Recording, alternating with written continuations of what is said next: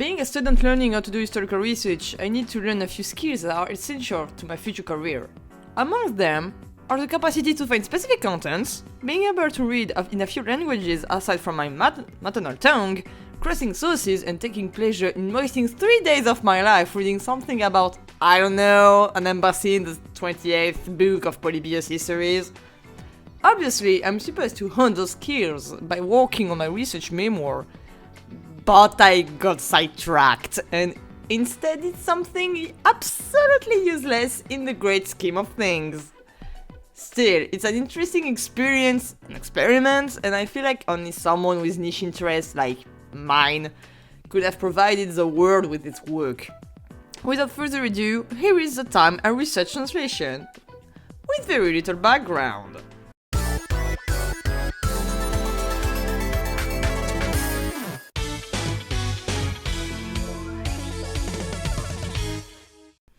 In case you didn't recognize the game to the thumbnail, this video will be about a game that was a launch title for the Wii in 2006 and developed by Atlas, Trauma Center Second Opinion.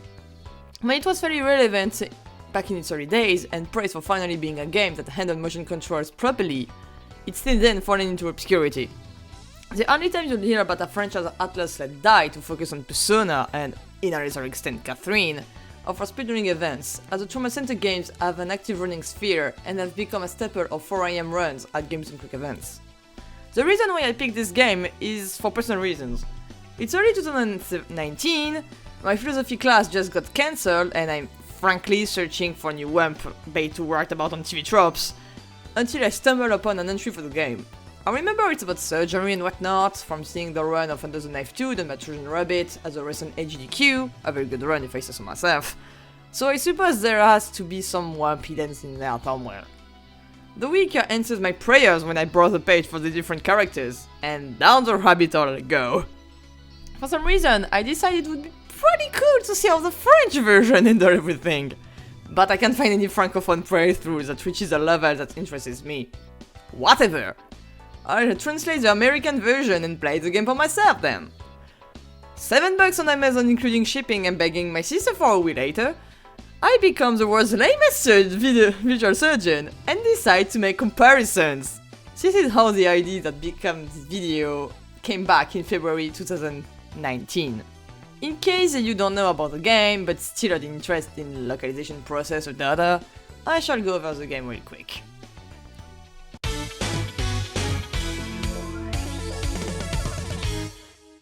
For a general presentation, Trauma Center Second Opinion is a Wii remake of the 2005 DS game Trauma Center Under the Knife. Interestingly, unlike Persona 3, which would come out very soon after and going against the trend of Persona 2 Eternal Punishment, seeing its localization get more faithful to the original, Trauma Center got heavily localized, with its setting changed from Japan to the USA, to America and Europe, with all of the characters getting renamed as a result. This means there is a lot of differences between Second Opinion and its original Japanese release, Kaijuseiyu Z, which we won't be able to get into this video. I don't think a lot of people know or remember this game very well, so I feel like I need to catch all of us to speed. Keep in mind this is going to be filled with spoilers, because the part of the game I'm going to speak about is in the very late parts of the game. In the very futuristic year of 2018, AIDS, cancer and the flu have been almost eradicated by the medical progress and research. You play as Derek Styles, a young surgeon who's fresh out of his residency. He's kind of a mess and a tad bit lazy, which means he's a spirit animal. He's now a full-time surgeon at Hope Hospital located in the not real city of Angeles Bay, California, still under the careful eyes of his mentor Greg Castle and veteran assistant nurse Mary Fulton. After the latter has to change hospitals due to her husband getting a promotion, a new nurse gets assigned to him, Angela Angie something, who doesn't like how much of a mess Derek is and refuses to acknowledge him as a doctor. In the end, after he almost lets a patient die but very soon after shows he can use a defibrillator and save car crash victims from near death, she decides to finally acknowledge him as a surgeon. Because this is an Atlas game, the second chapter is where it gets anime-y. Derek soon discovers he has the power to slow time, nicknamed the healing touch, if he focuses hard enough. and rumored to be granted to descendants of the Greek god of medicine Asclepius. However, it also happens to drain its user dry, and the director of Hope Hospital and retail surgeon, Dr. Hoffman, refuses to see him use it at all, and Greg urges him to only use when necessary instead. And also around this time, Derek saves a teenage girl, Linda, from a strange parasite-like thing that created lacerations in her lungs. This turns out to be a strain of a bioterrorist weapon named Guilt, and used by anti-life group terrorist Delphi. Derek's sheer talent of surgery lends him straight to the most advanced medical research facility of the USA, Caduceus, where he meets up with another friend of him named Tyler, and whose current director is Greg's drunken twin brother Sidney, among other characters. This is where he discovers Guilt has several strains, as he saves Tyler's sister, Amy, from one, deactivates a bomb with former cop turned anesthetist Sybil in the most infamous level of the entire franchise, and operates on more. In the end, he saves his mentor from Guilt, wins against another but still loses Secretary of Health Henderson to another strain, you know, anime stuff. Caduceus eventually defeats Delphi after the attempt to infiltrate the facilities, prompting Caduceus and the UN to launch an assault on a Delphi-owned Eidos pharmaceutical laboratories. This is where Angie truly realizes the man behind Guilt really was a father all along. The latter serves as a Disc 1 boss with the Savato infection, the last strain of Guilt. Shortly after that, in the DS exclusive 6th chapter, another assault is launched, this time in an underwater Delphi base in Santa Balboa, where Derek and Angie find the children used as experiment subjects by Delphi researchers, save them from the terrible case of the Guilts, and may or may not hallucinate a conversation with not quite that big bad Adam in a shady back room. This is where the DS game ends. To quickly summarize, there are 7 strains of Guilt, all named after the Greek days of the week, and each fairly represented by a patient. Kyriaki, which is represented by Linda, Deftera by Amy, Treaty by Ruben, an African boy Derek and Angie meet in a fictional country, Tetorti, which is represented by Greg, Pempti, which is represented by Secretary Anderson, and Paraskevi, which is represented by Sybil, and Savato, which is represented by Professor Blackwell, aka Angie's dad. In the meantime, the remake introduces a brand new set of episodes in addition to the 5 chapters remade from the DS game, nicknamed Chapter D. This focuses on a second protagonist, Japanese immigrant Nozomi Weaver, who works for St. Francis Hospital in Santa Balboa.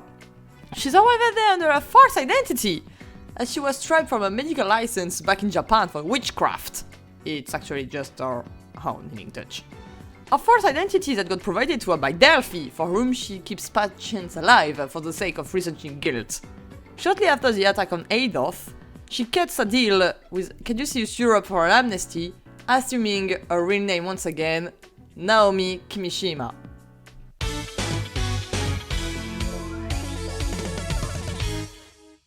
TCSO has its fair share of interesting chapters to study. I could have gone with 4-4 to study the relationship between Derek and his mentor, or I could have chosen 5-8 and studied that of Angie with her father. Instead, I went with the remake versions of episode 6-3 and 6-4 for personal and cultural reasons. Second Opinion introduced, instead of the boss rush the DS game had, a new chapter entitled Dark Gospel, and set entirely in the UK. Derek and Angie are sent to Caduceus Europe because they're leading new research based on Guilt now that the bioterrorist threat is out of commission. There they meet up again with Langston Miller, the director of Caduceus Europe they met at the end of the 3rd chapter in Africa, and get to know both Naomi Kimishima and whatever the hell these wacky Europeans are up to again. To understand why I picked this part of the game, we first need to summarize the exact 2 episodes I chose, 6-3 Relapse and 6-4 Second Opinion. 6-3 starts with Owen, a doctor working for Caduceus Europe, introducing the patient they want Derek to operate on. It's an especially contagious strain of tutorty. If the operation itself isn't too noteworthy, aside from its unique ranking system, it's noticeably dialogue-oriented, with NG asking less than 3 times in the operation conference, Then in the operation itself, is Derek's feeling fine. The more the operation goes, the more his half-truths are weakened, to the point he just sighs and tries to pretend like he really is fine. Still, whatever's affecting him catches up to him, and he eventually collapses after crossing up the patient. Panic runs amok in the OR, with Angie confused and Naomi recognizing what's wrong. 6-4 is the single most written about episode in the Trauma Center fandom. Despite its absolutely unsubtle foreshadowing, it comes as a surprise to an unsuspecting player that, yeah, your protagonist has been infected with guilt. Protagonist proto-armor doesn't exist here, huh? Due to the urgency of the case, Miller asks Naomi to immediately operate on him because they have very little time and the single most useful surgeon of Caduceus USA is dying on their hands. He also asks of Angie to assist Naomi, a gesture that prompts the latter to have a conversation with Derek before the pre-operation conference. He tells her not to worry about Angie and her disrupting feelings, that she's the best. Before Naomi just throws her entire backstory on him, prompting him to ask why she's even doing that. She invokes the trust-based doctor-patient relationship. In the end, he decides to trust her with his life. See you on the other side. In the end, of course, Naomi manages to eradicate the danger, and the day Derek, Caduceus USA, and most likely the entire world population are saved. The chapter ends on Angie thanking her with a throat full of emotions, and Naomi asking her why she's hiding her tears from him, if she doesn't think he already knows about everything. The chippers rejoiced, the fandom rejoiced, the speedrunners rejoiced a bit less. As I've implied for the summary, this is a part of the game that bears its subtitle, and a lot of focus has been put into it. It has a lot more unique voice lines than most of the other episodes, which includes Derek's in 6-3 and Angie's "Thank you, Doctor" line at the end of 6-4. So this is the game, essentially, and it comes from an English playthrough, if you wonder. So, now what was left was gathering information and researching everything. And I'm going to walk you right through that pork. Walk through the pork that was. It's kind of complicated. Let's see.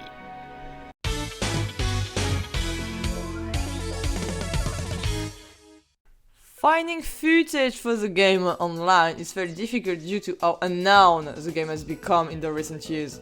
It's even tougher considering some playthrough never reached the late game parts I focused on. It was even harder to find all I needed in such specific settings. Complete playthroughs in languages that aren't as universal as English has become, played with all dialogue shown instead of skipped, which the game has an option built for, in a high enough quality for the text to be readable. It wasn't the easiest feat, I'll openly admit.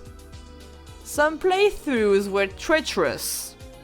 There are fairly easy to find German and Spanish playthroughs, but the first I found respectively stopped at 6-3 and skipped over most of the operation process, which is fairly counterproductive if you think about it. I was so desperate to find a French playthrough in early 2019 that I ended up buying the game and playing through it myself on my sister's Wii. Unaware that someone would make a French playthrough in March of 2019, which I used to cross-reference my own notes. Once I would find the video footage I needed, I then opened Notepad and typed down the dialogue and little indication like patient profile information, episode titles, and operation start and end messages. This took quite a lot of time, especially for languages I wasn't familiar with, like Italian and German. That last one was especially painful, as the person playing 6-4 decided for some reason to skip this episode's pre-operation dialogue, causing me to download a video, examine it frame by frame in my video editing software, and realize I would still be missing a quote from Naomi.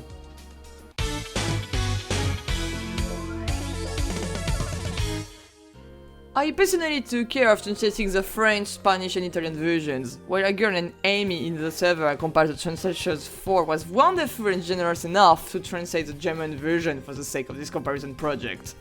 In general, the first thing to note was that I chose to translate everything into English for the sake of universal appeal and understanding. This means I erase the distinction all Roman languages make between the informal and formal second persons, tu and vous in French, tu and usted in Spanish, etc. Not service use, I suppose. Translating from French was the most uneventful, as it's a thing I've done before for other things, including schoolwork, or simply just to occupy myself. It's the opposite way around, is what academics have made me used to. Translating from a maternal tongue to a language I'm fluent in caused no major issue to report on. The most complicated was making sure it didn't sound too much like French.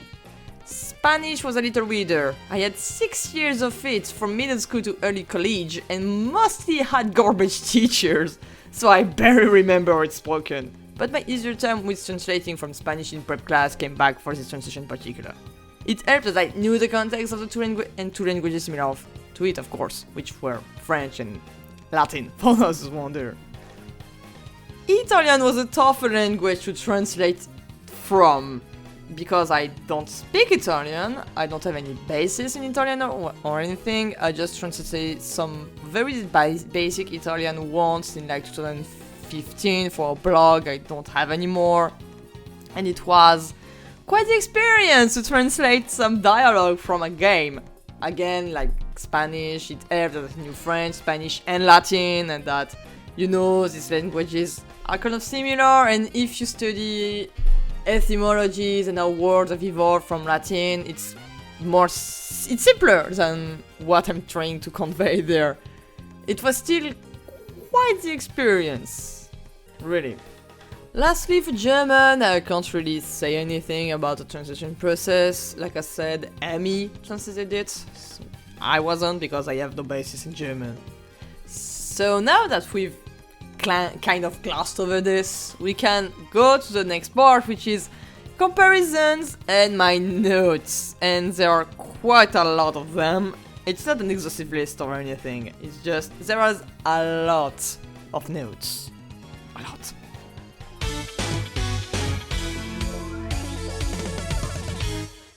If you are interested in reading the translation for yourself, I have the full comparison grid I use for this in the description, hosted on my Google Docs.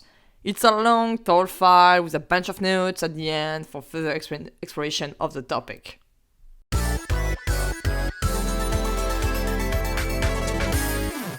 I tend to find comparing units annoying, but in the case of this game, they've provided some interesting tidbits.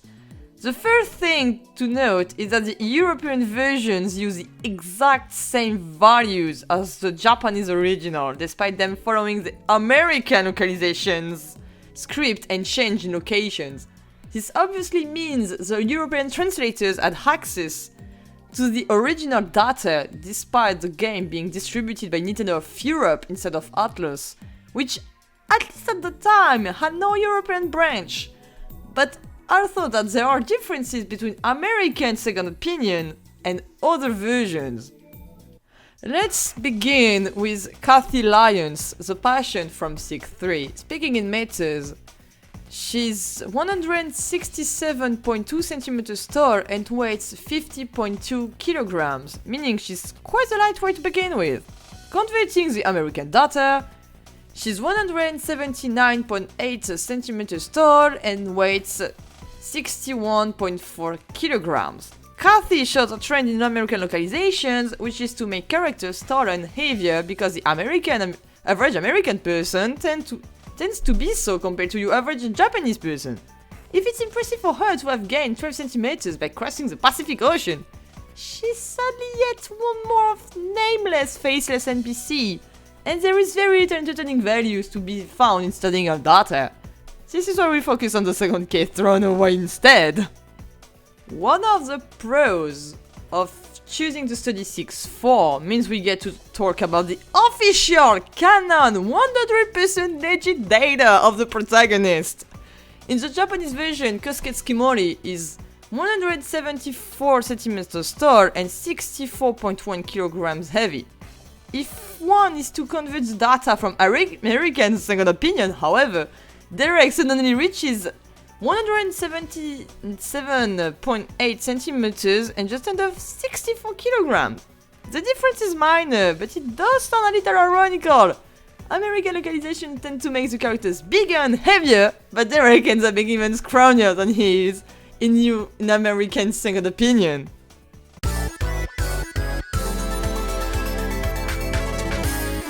It's interesting to see not all languages translated Healing Touch directly into their version of it.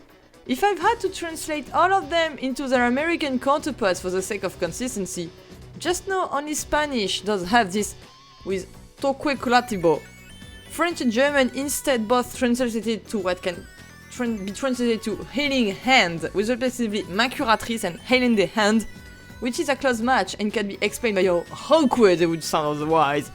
Once upon a time, when translating the English version to French before found any footage of in my language, I translated it to toucher curateur, but it did sound awkward. Italian is where it gets interesting. In this version, they chose to name the healing touch the Dono di Esculapio, literally translating to the gift of Asclepius. It's by far the most original name out of the bunch and directly reminds the player of the backstory associated to the healing touch. It's a really nice, well, touch on the behalf of the Italian translation team.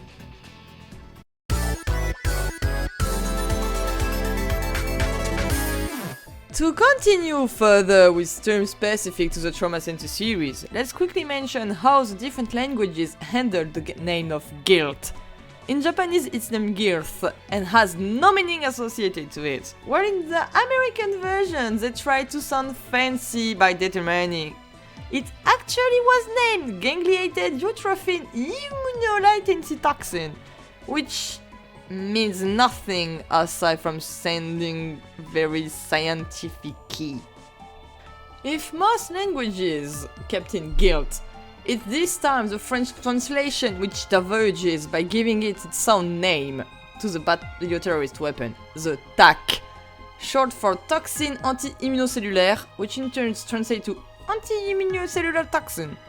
This could be because the French translating team wanted to keep a word that had a meaning in their own language.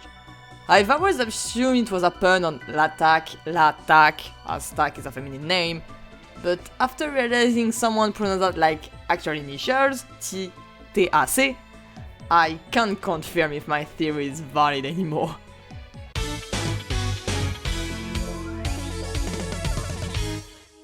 Not unlike 6.4, 6.3 also has two main types of titles, the American one and the Japanese one. However, if all languages aside from Japanese chose their own version of Second Opinion above calling me, there is a little quirk with 6.3. Most languages use their version of relapse, which of course refers to Derek getting infected by what he swore to destroy. That is, except Italian, whose title Rischio di contagio, or risk of contagion or infection in English, the word is the same means the same in Italian, seems to be a translation of the Japanese title for the episode, namely Kansen-risk, or infection risk. It's an even less subtle reference to what happened in this episode, sure, but it's also a case that reinforces the idea that the operant translating teams had access to the original Japanese script and were allowed to borrow from it. Just so we're clear, it's not due to a lack of translation of relapse in Italian, because we will translate that by ricaduta. It's just on purpose, which is make it even more interesting, you know?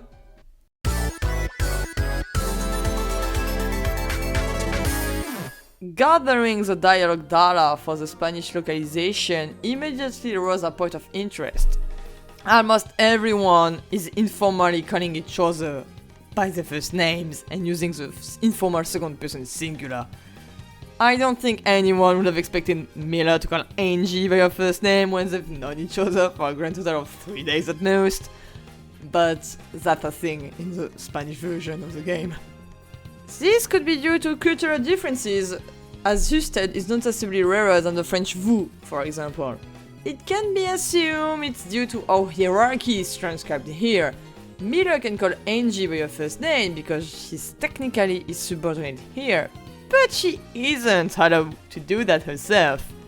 It's useful to precise, I think, that in most Roman language speaking countries, it's ordinary to call your workmates by their first name. This could be why you'd barely see Angie call Derek the same way she would do in other languages. Speaking of which, one special note has to be made for Angie and Naomi's relationship, because it sounds much more intimate in Spanish. They both call each other by the given names at some point, when in other languages Angie will always refer to Naomi by Dr. Kimishima or just Doctor, until the end of the operation, where she will call her Naomi, except in Italian. If there isn't a huge difference in how they refer to each other, as Naomi will always call her Mrs. or Nurse something and Angie at the same moments, the difference lies in what Naomi tells Angie. The most interesting difference isn't really in this relationship, and let's study another character because I think there is one elephant in the room in this situation.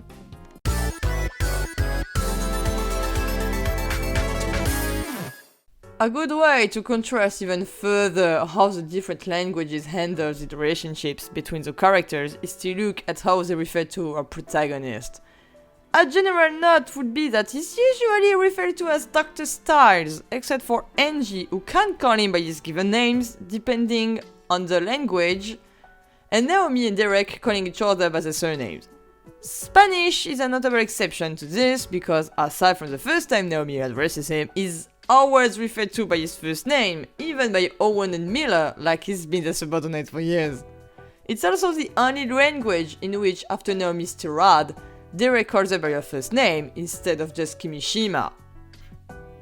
The most representative quote of this is in 6-4, when Naomi asks Angie in which part the git strains are in English, the latter refers to Derek by his first name. Oddly enough, Spanish Angie only says the heart, can be translated to his heart, by the way. Italian Angie, who never calls him by his given name, is the only one who talks about Dr. Styles' heart.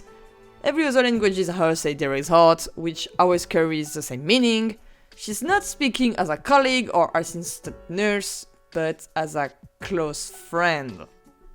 Because Spanish always uses the first names, Italian is the other way around, and so does German, aside from one exception, which is a line about his heart. English and French are the only versions where we can make a clear distinction between professional Angie and personal Angie.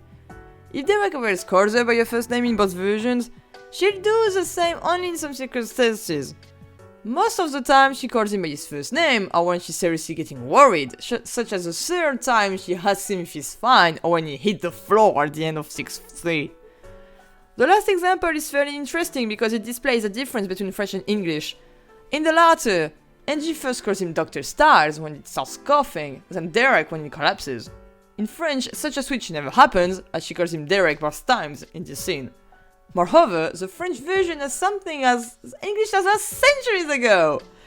A distinction between second person singular and second person plural, which we can study here.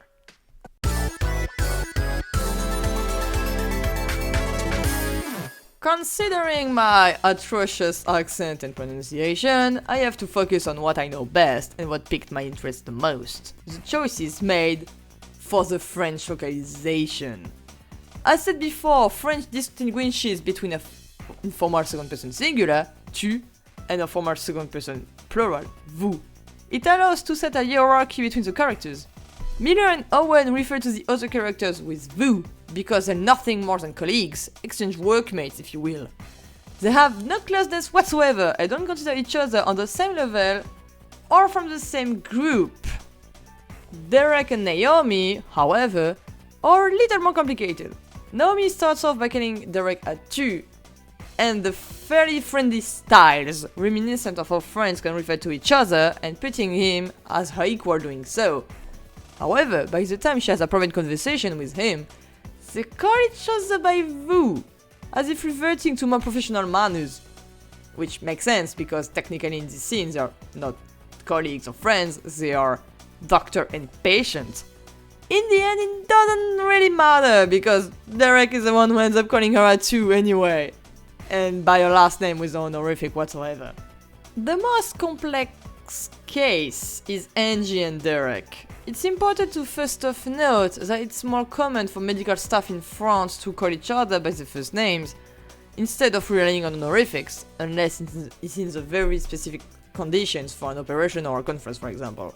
Considering we're in chapter 6, Angie and Derek are close enough to at least refer to each other as friends personally, resulting in Angie calling him by his first name during the pre-operation conference.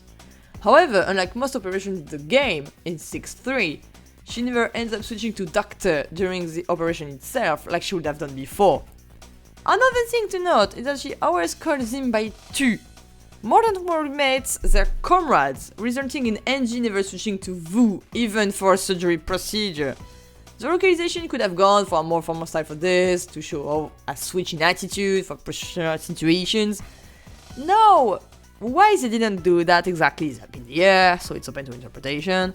She, however, does call him Dr. Styles when finishing up briefing Naomi on the procedure in 6.4, indicating she is then switching to a more professional, neutral standing stance.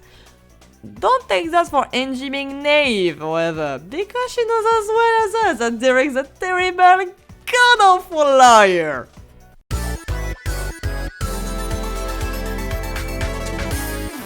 The second time Angie asks Derek if he's feeling alright, he replies with an half-baked pretext.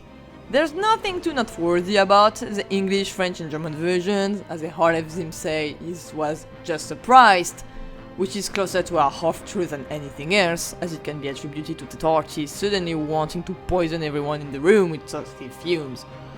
That's, however, not the case everywhere. In Spanish, Derek instead says the T-30 cells are really fast.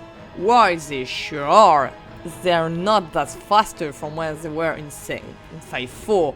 So it kind of falls flat on its face if you think about it for more than 30 seconds and realize they haven't gotten that quicker since Greg's operation. The funniest of Derek's lies is, however, in the Italian version, where the translators instead decided they would tell Angie he lost his sense of speech. Yes, the surgeon who's operated on countless guilt victims on and off screen is getting overwhelmed by T-30 cells as if they were on crack. Thank you for the checkers, Italy. On another note, we can study how the different languages convey to us how not fine Derek is in this scene. If they all play the sound effects while I'm signing, they all have a different way to handle it. English has a discrete didascally, German and Italian both have only an onomatopoeia, French has both the onomatopoeia and the fairly discrete didascally, and Spanish just drops the ball on us. I can't even tell you how stupidly amused I was at reading a line in a video game saying ... asterisk, breathes with difficulty, asterisk. Talk about making the end subtitle even less discreet. This also has some impacts on how Derek's cough was translated. English, lacking a really established onomatopoeia for coughing, just relies on the little didascalies, asterisk, cough, asterisk. German and French both follow the same route, even if the latter does have an onomatopoeia depiction for it, cough. Italian and Spanish, generally being more expressive, instead decided to transcribe with a hearty dose of coughs. Which brings us to how the games handled Angie's feelings instead, because she speaks a lot more than Derek in this part of the game.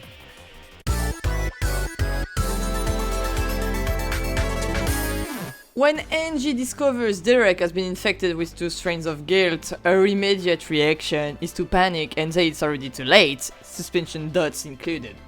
If French Angie is busy saying everything is lost before Naomi reminds her not to be such a downer, Italian Angie hasn't reached that stage of guilt yet, as she simply asks Naomi if she thinks that, by now, it could be too late before getting interrupted.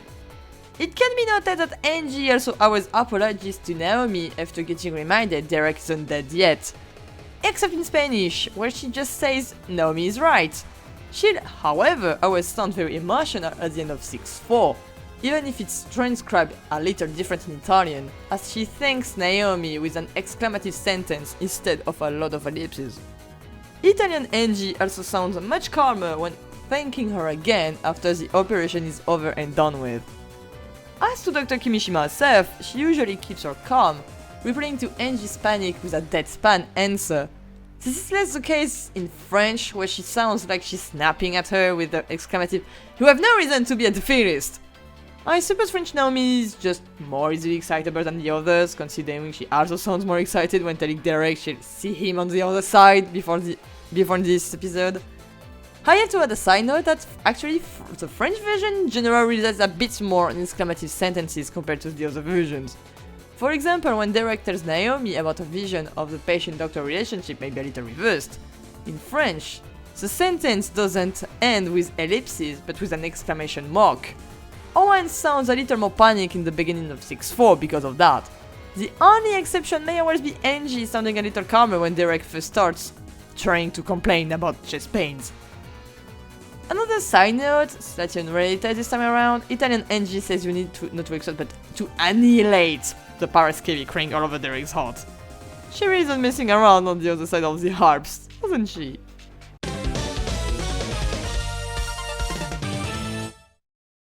We don't know much about the process that Trauma Center Second Opinion went through for its localization. Hell, I can't even tell you if they based the Wii translation on the DS1 because I didn't focus on a part that was present in these games. The game wasn't a hit to begin with in Europe, arriving too late to have the same effect that it had on the USA, perhaps because medical dramas took off less across the pond. So it's unlikely we'll ever get to know what really happened in the offices of the people who translated this game almost 15 years ago. If this video has gone over a few points, keep in mind I glossed over a lot of things. We've yet to look over the Japanese version and the changes made by Atlus USA when porting the game to America, or even had the occasion to see all the smaller and bigger changes in other parts of the game. That's not even counting I couldn't guarantee an access to a potential British version of the game, or even the DS versions in which the episodes dealt with here don't appear. There is a lot we could explore, but I am only one man, and I invite all people interested in that mystery to investigate by themselves, whether it be for this game or another dear to their heart. On this, I sincerely thank everyone who has watched this video until the end. Make sure to watch the credits because there may be additional content after this epilogue.